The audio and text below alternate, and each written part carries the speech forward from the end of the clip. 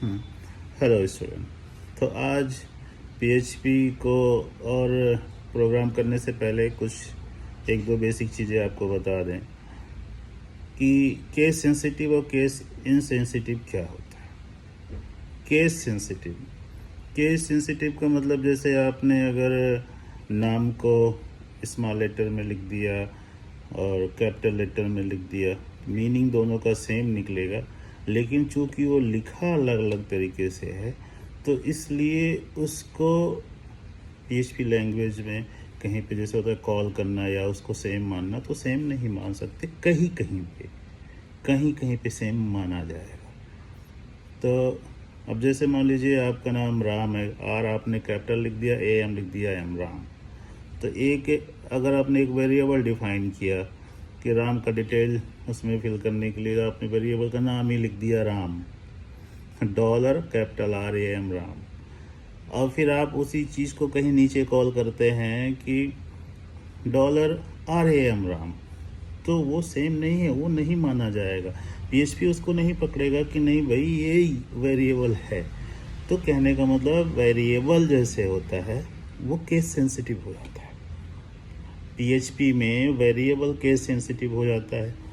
अगर आपने कोई कांस्टेंट डिफाइन कर लिया, कांस्टेंट में डिफाइन का मतलब हो गया जैसे आपने किसी वेरिएबल का नाम लिख के उसकी कोई वैल्यू आपने मान ली, तो आपने जिस फॉर्मेट में उसको लिखा है उसी फॉर्मेट में ही आप उसको कहीं यूज करेंगे तो यूज कर पाएंगे, अदरवाइज नहीं कर पाएंगे।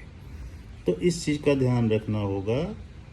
भले इंग्लिश की मीनिंग सेम निकलती हो, स्ट्रिंग की वैल्यू जैसे सेम हो जाती है, बट अगर आप उसको वेरिएबल मान रहे हैं, वेरिएबल डिफाइन कर रहे हैं, कहीं पे यूजर डिफाइन कांस्टेंट डिफाइन कर रहे हैं, तो आप उसको सेम नहीं मान सकते, वो अलग अलग हो जाएगा।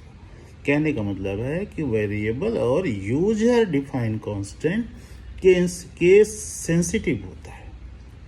कुछ चीज़ें होती हैं केस इनसेंसिटिव होती हैं कि आप उसको चाहे स्मॉल लेटर कैपिटल लेटर लिखो या मिक्स करके लिखो, उसकी मीनिंग सेम अगर निकल रही है तो वो सेम ही यूज किया जाता है, उसका मतलब सेम निकल के आता है। जैसे फंक्शंस होते हैं बहुत सारे पीएचपी में, आप फंक्शन बनाएं, उसमें कोई लेटर कैपिटल में लिख दिया, कोई दिक्कत नहीं है, आप उस फंक्शन को कॉल करेंगे तो कॉल हो जाएगा। प्री डिफाइंड कॉन्स्टेंट है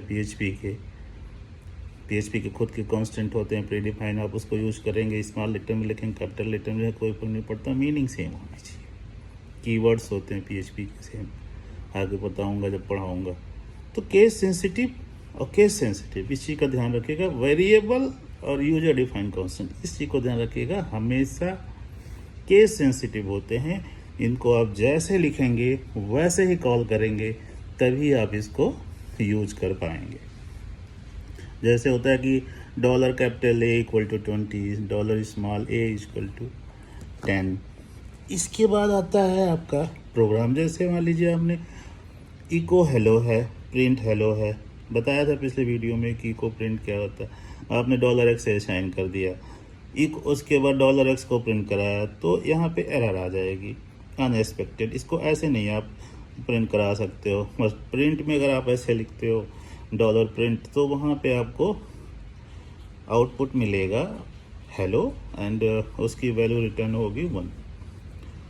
तो ये सब भी चीज़ें आगे आपकी क्लियर होंगी जब आप जिस तरह से प्रोग्राम करते जाएंगे, तो आपकी स्किल डेवलप होगी।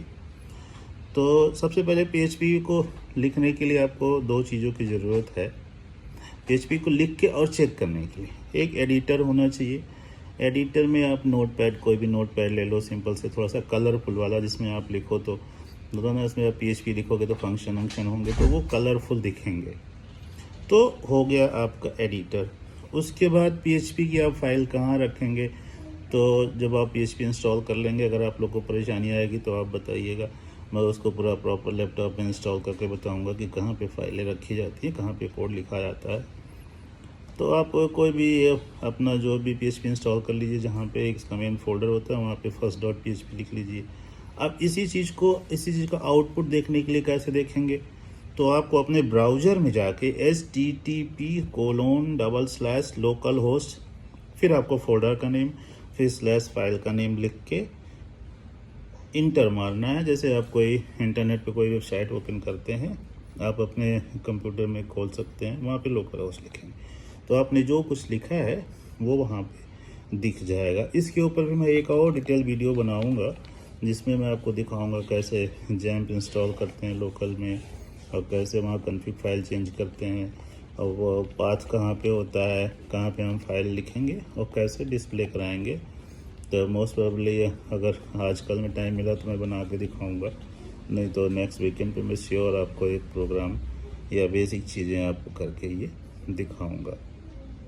तो अभी के लिए इतना ही, अभी एक दो चीज़ें और बताऊंगा, फिर उसके बाद आप लोग को थोड़ा सा और आसान लगेगा PHP। थैंक यू दोस्तों।